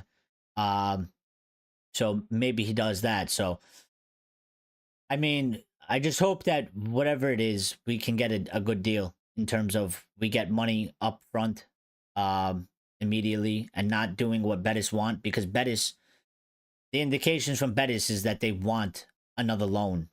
Like, they want to loan him for another season and then pay. And that doesn't help us for the situation that we're in. We need the money from every single player that we can sell this summer. So we'll see what happens. I'm sure it's going to be interesting with him. We talked about Rashford the other day as well. I think it's going to be interesting. There was some updates about Rashford somewhere as well. I think I missed them. I'll see if I could find them after these next couple updates. But there was an update about Kobe Mainoo as well. And Kobe Mainoo obviously is negotiating a new contract. It's still ongoing. There's been a lot of talk about it. We got this update from Sean Connolly saying Manchester United are confident of agreeing a long-term contractual agreement with Kobe Mainoo. That is the message we have received from sources close to the club, with a shared belief in Ruben, his project, and the future of the football team from a competitive aspect. So, again, I think that Kobe will sign a new deal. I don't think it's really in jeopardy of not happening. He still has another year or so on his contract. So while it's important to get it, there's not really, it's not that sense of urgency like he's going to make a decision to leave. I think Kobe wants to stay. I think there's room, and there's still time for both parties to be negotiating back and forth to try and get, what they want, and maybe find a middle ground. I'm not bothered. I am fairly confident he's going to sign the contract. I think it's going to happen. I don't know at what point, but maybe it gets dragged out into the beginning of next season. It would be good if they could figure it out before next season kind of starts. Maybe they do it sometime towards the end of the summer or something like that. It would just be better for him. His head could be more focused. His future will be secure, and then we don't have to really talk about this sort of thing. So, yeah. But we did get, there was these updates about the Glazers. So Glazers, a little bit of Sir Jim Ratcliffe in it. So The Athletic, like I told you, I think if you have some time, go check out the article. Go read the 2 articles. They had a lot of information, a lot of interesting things in there about sort of the deal that's done with Sir Jim and some details about the Glazers and stuff like that. So one of the pieces that obviously got pulled was that they did say in the article that Joe Glazer is said to still be still daily obsessed with Manchester United, which is something that we obviously don't want to hear because, you know, they're bad as owners and they're horrible and they've done a shit job and they don't have a clue anyway. So we don't really want, we don't want them at the club, but we don't want Joel messing about and doing things because he doesn't got a fucking clue. And in the past, he's been heavily involved in things like blocking transfers and blocking the removal of players that the manager or others at the football club deemed not good enough, and not removing them and you know, pretty much just disregarding the manager and having him work with players that he can't work with or doesn't want to work with, and other things. So yeah, I mean, that was just a little tidbit from there, but probably one of the bigger ones is that, you know, Sir Jim Ratcliffe's claim that United were risking going bust by Christmas, widely viewed as out of step with reality, is said not to have sat easily with the Glazer family. Well, again, Sir Jim did say this in his interview. The Glazers clearly, obviously, weren't particularly happy with this. And, I mean, it makes sense because they don't talk to the media. They don't talk to the fans. They don't tell you anything. They're all about appearances. And for sure, they didn't like him saying that because saying that makes them look bad, but also it's not a good look for their business, right? Because this is our football club, but for them, it's their business. And that is a bad optic for your business. When your partner says that we're going to run out of money by Christmas because that's how bad we're operating. The Glazers don't like that because at some point they do still probably plan to sell the football club. And when somebody like this on the inside says something like that, it makes your business look really bad and it could hurt valuation at some point. I don't know when the Glazers are really going to sell, but there's some indications that maybe it could be sooner rather than later. There's some indications that tell you that it could be later rather than sooner. One of the things that was in this article that I thought was quite interesting is they talked about how there's a verbal agreement between Sir Jim and the Glazers that if the Glazers decide that they want to sell more of their shares or all of their shares, Sir Jim gets first choice and first refusal. So he gets the choice to match it. And then he would get those shares and not whoever else is trying to buy them. They have that sort of agreement. It's a verbal agreement. So it's, you know, based on word. It's not written in the contract. So they can't, you know, if the Glazers sort of, decide to go a different route, then they're not contractually obligated to do so. There's also something in this deal that they've done, which I thought was quite interesting. It's something called, I forgot the exact name of it, but it's something like a push-on clause or something like that, where in about 3 months' time, Sir Jim Ratcliffe will actually not have the say of that verbal agreement anymore. Sir Jim Ratcliffe, if the Glazers decide to sell everything, then if the like for example, if the Glazers decide to sell all the shares for $35 a share, Sir Jim Ratcliffe cannot stop that deal in any way. The Glazers can execute that deal, and that means that Sir Jim Ratcliffe's shares he will also get paid out $35 a share for all the shares that he's bought. So um in about 3 months time he loses that power to actually stop any other bidders. So it goes back into the Glazers' hand, and they could do whatever they want with the football club going forward. So if somebody comes along and maybe offers them the money that they want, Sir Jim cannot block it, Sir Jim cannot stop it, and the Glazers can accept it, which means that the Glazers would go, Sir Jim would go, and everybody else would go, and everybody would get paid the same amount, whatever the Glazers accept, which means that, for example, if the Glazers accept 35 a share, but Sir Jim wanted 38, there's nothing he can do about it. Once the Glazers accept the deal, he's getting paid, and he's getting money for his shares, for whatever the Glazers accept. So there is that sort of clause in there. It's interesting because it makes you think, when do they actually plan to sell, if they have a plan to sell? And could it be soon or could it be later? I mean, there's other information in this article talking about they were reluctant to try and build a new stadium because they ran into problems with funding and stuff like that, and it was a real issue, and they've allowed Sir Jim to try and do it. And there's that whole thing of the stadium. Do they sell after the stadium is built? Could they sell before the stadium is built? Do they sell at all? But yeah, I mean, it is quite interesting. So by the way, everybody that smashed the like button, thank you. I appreciate that. If you haven't, please do so. It helps the channel get pushed out there, and we greatly appreciate it. It's a massive help. So if you haven't done so, can you please do so? And we appreciate that very much. And to everybody that's a new subscriber as well, thank you for subscribing. We are trying to get to 3,000 subscribers. We're making our way there slowly but surely, but we are making our way there. We have been getting new subscribers at a steadily pace. So thank you to everybody that's subscribed, that's been new. We greatly appreciate you for that as well. So but just back to the last part of the Glazers.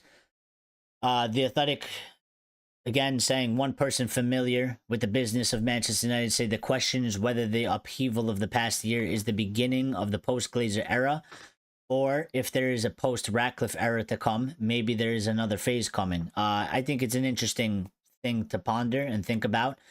It's a little bit difficult to kind of navigate and figure out exactly, how this sort of thing is going to go. It's interesting. Because again, when you read the article and you get the full details, you can see that there is maybe a position that the Glazers might actually want to sell at some point. And then there's also at the same time the other things that are going on with the building of this stadium and this sort of stuff that you could argue and say, well, I could see them here for the next 10 years. So, or longer. So it is interesting. I mean, it would be the best and biggest thing ever if they actually wake up one day and decide to just get the hell out of our club for good. I think every United fan across the world would love nothing more. And I'm being serious. I think it would bring that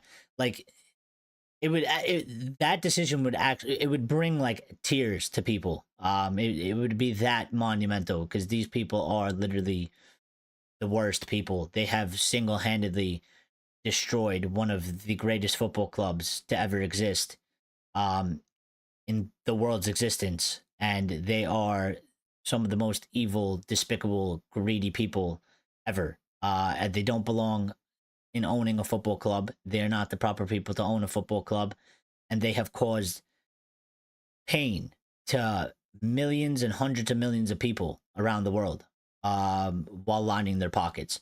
So one of the things though was that this wasn't added on, but when it says that Joel Glazer is said to be still daily obsessed, one of the things that was mentioned that I didn't grab and put in here is that he apparently is obsessed with making United good again or whatever, making it successful.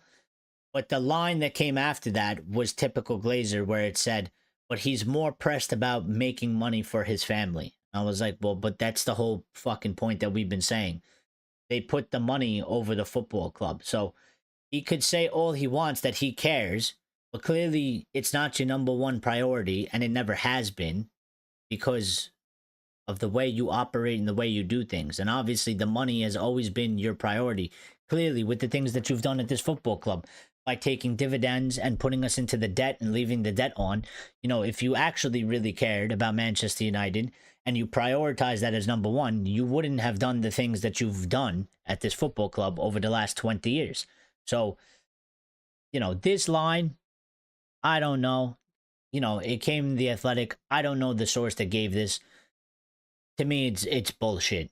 I mean, it's not true. He's not obsessed. He's daily obsessed in terms of trying to be involved in the daily operations, but his number one goal is to make money for his family. And in the article, by the way, there was an explanation of this, because obviously there's 4 other siblings besides Joel and Avram. The other 4 siblings don't want anything to do with Manchester United. They want to cash out. They want their money and they want out. They don't show up. They're not involved. They don't care. They don't want it. If they could, they would sell, but they can't necessarily because of the family dynamic and the way the thing is structured. They all need to agree to sell for all of them to get out. So the reason why Joel and Avram are so obsessed with making money is because they are the 2 that are the most reluctant to sell, and to keep the rest of their family happy, who are the ones that want the money and want to cash out, they need the club to make money so that they can continue to get money to give to their siblings, so their siblings can shut up and stay there, because they're telling them, well, look, we're getting you money, so you might as well just stay here because we're giving you more money. So that's one of the things that's going on at the football club as well. And just to end that, since we're talking about Glazers, the 1958, if you're aware of them, they are an organization that has been protesting the Glazers for a few years now. And really, I'm going to be quite honest, they're really the only organization that's pretty much left in organizing protests and trying to do something or get something. I mean, there might be some other ones that are smaller. They're the biggest one that I know. At one point, there used to be Must, and there used to be some other organizations, but they really have lost either momentum, support, or they've just kind of just really given up. The 58 is the only one in the past, I think it's been like 3 or 4 seasons, that have really been pushing the hardest. And any sort of protest that you've seen, especially over the last couple seasons, it's been them doing it. Regardless of if you agree with sort of their not like their football principles, not like the protest, but like just their principles of the football aspect and what they believe. I mean, they are the only ones that are doing this. So they've made a statement and they said that they're going to do another protest in the final home game of the season, and it's against Villa. They said, we march as one fan base to make it clear, 20 years on, the fire still burns red. With fury and defiance, we want the Glazers out of our club. They were never welcome. They are not welcome now. They will never be welcome. So, if you're in the local area, I mean, the more numbers, the better. Join the protest. I would advise, not advise, but I would just hope, and I would like to see.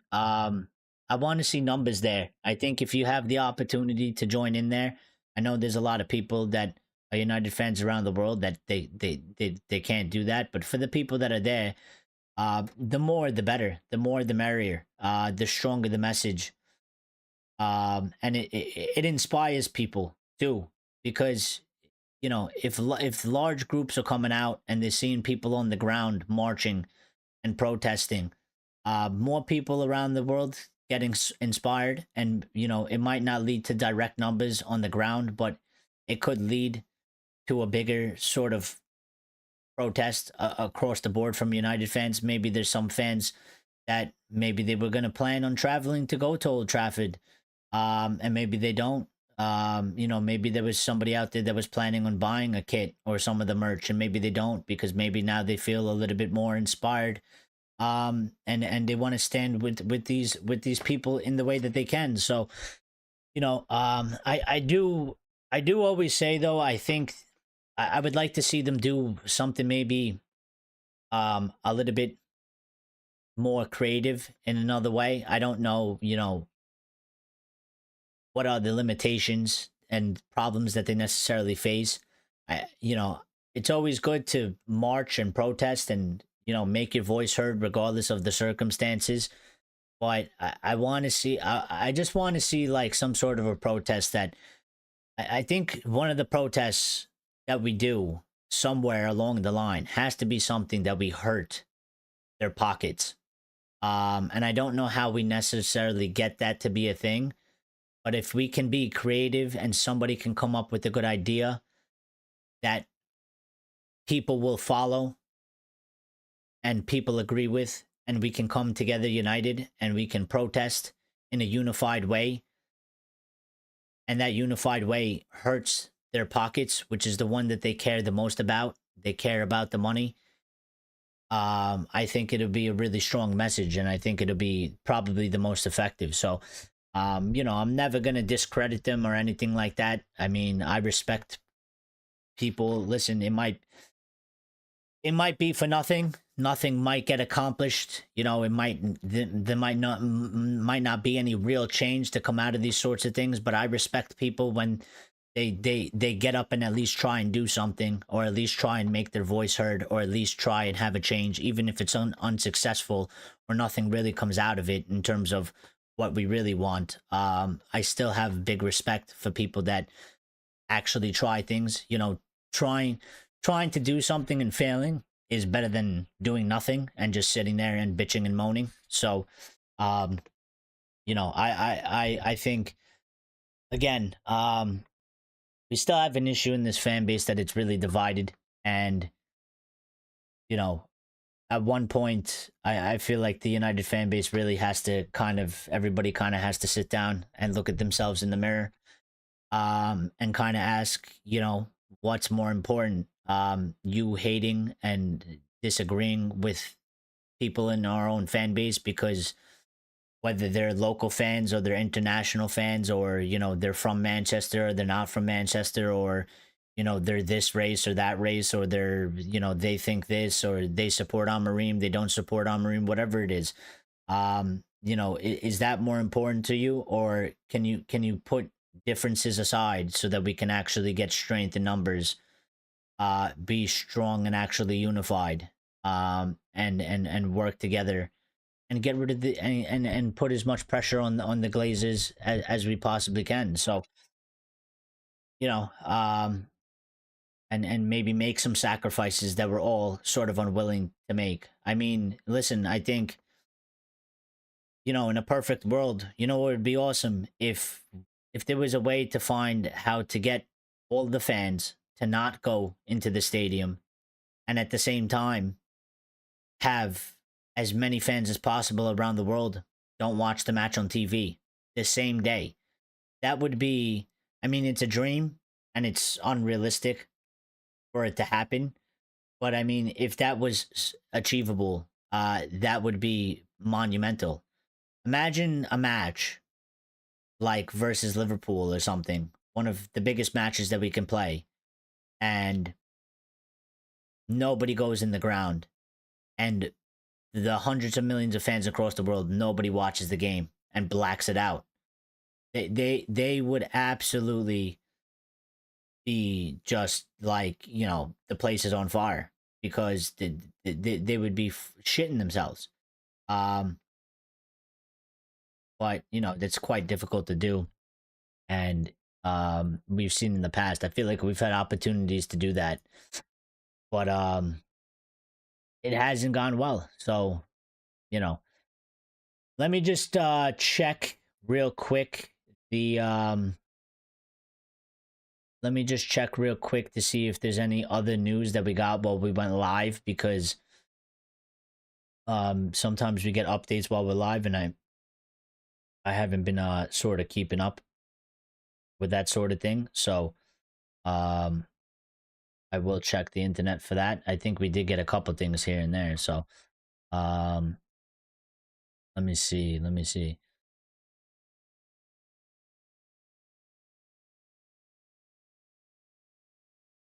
Another source has come out and said United are front runners to sign Liam Delap. So um, that's just been reiterated there. Time Sport have said that Manchester United currently have no plans for an open top bus parade if they win the Europa League. They would instead have a more low key celebratory barbecue at Carrington. Well, I mean, yeah, I think the way the season's gone, I'm going to be quite honest. I don't think we should have an open bus top parade. You know, again, it's good to win the trophy and it's good for Europa League, but let's be quite honest. The Europa League is beneath our club. We should be challenging for the Champions League. We want the Champions League and we want the Premier League. So, and the way that it's gone in the Premier League, I don't think we can, and I don't think we should have an open bus top parade. You know, it should be more low key. We could still celebrate it in a way, but it wouldn't feel right to have an open bus top parade, even if we do win the Europa League, because of the season that we've had in the Premier League. It's just it's just not the correct optic. It's not the correct message to really send. So I'm not against that at all. Actually, I think that's probably the more proper route. Because we shouldn't really be doing an open bus top parade for the way things have gone. Um, somebody having a joke saying Sajim and Joel will be flipping burgers. And it'll be bring your own buns. We also got some more news from Simon Stone saying that Man United players will be restricted to receiving just 2 free tickets each for the Europa League final, with the club saying they are committed to ensuring as many tickets as possible from the 15,000 allocation go to supporters. So, I mean, I think fans will still probably have a problem with that, even though the tickets are supposed to be for them. But um,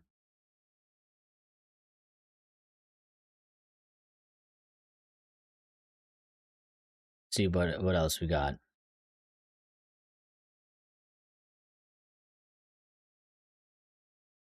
It was an update on Rashford somewhere that I missed that I wanted to talk about, but I don't know who put it out.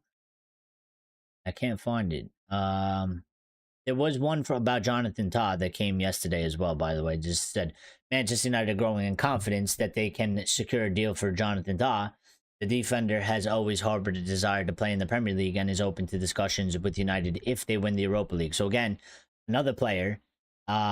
It's about 3 players so far that are on our radar that it's being said that they are willing to come to United if we win the Europa League because they want to play in Champions League. So 3 out of our 4 current sort of targets here um, are asking for Champions League and are waiting to see what we do. So again, it will have an impact regardless of money or not. We just probably won't be able to get some players if we're not in the Champions League. They will probably look to go elsewhere, which means that we will then have to do deals for other players that don't mind that and are willing to still come to Manchester United. So let me see if I want to see if I find this news. Maybe they deleted it. I know for a fact I saw an update pop up on my phone about Marcus Rashford and Barcelona. Um, Maybe it wasn't from today. So let me see. When I type in Rashford, let's see what we get.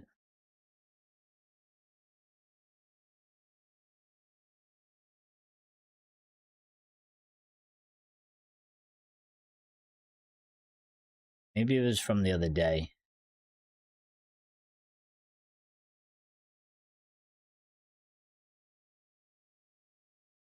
Maybe it was from the other day. So that's one that we already talked about. So, um, but yeah, I mean that's pretty much it for today. That's the show. Good show. A lot of updates. A lot of updates. I mean, it was a lot about Ruben. Not too much transfer news, but a little bit in there, and I think we'll get more as we go along. So, um, schedule for this week, I'm trying to figure out. I mean, there's no Champions League and stuff like that. So, um, let's see. Monday we play. There's no Europa League, so we play. Are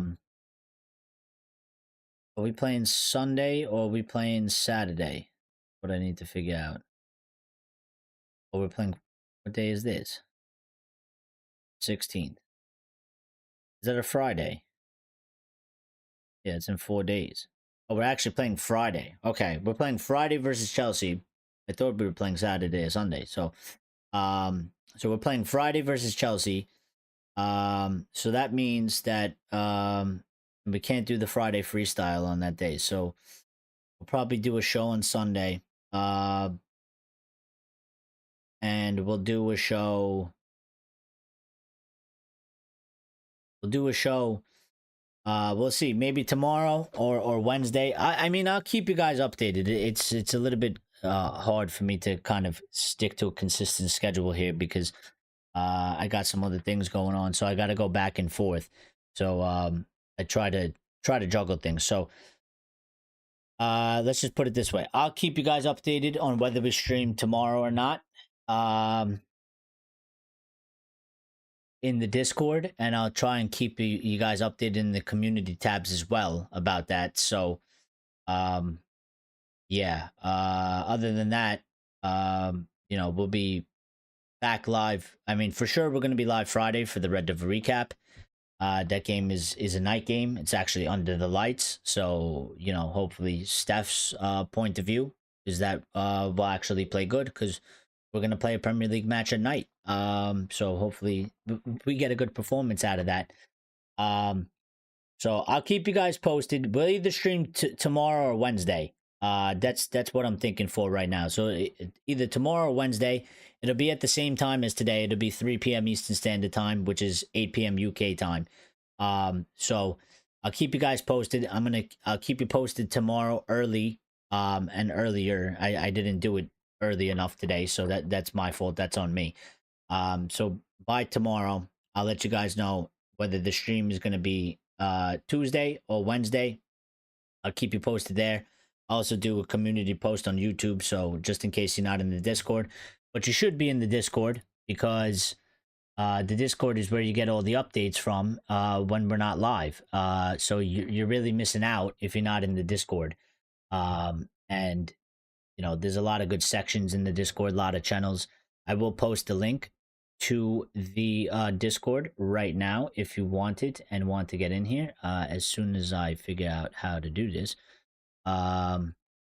So yeah, here we go. So here's the link to the Discord. I'm putting it in the chat and I'm going to post it underneath the show as well.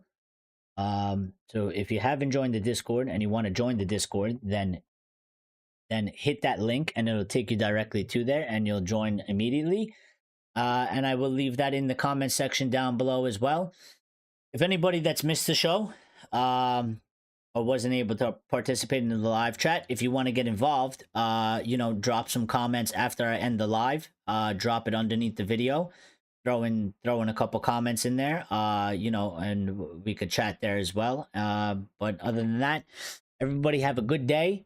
Thank you for joining us. Thank you for supporting us. Thank you for all your inputs in the chat as well. Some very good comments and stuff like that. Thank you to everybody that smashed the like button. Thank you to anybody that's new that subscribed. I got to get back my little notification thingy here because I want to be shouting out all the people that are new subscribers as well when they join. They used to pop up on the screen. It broke, so I got to fix it.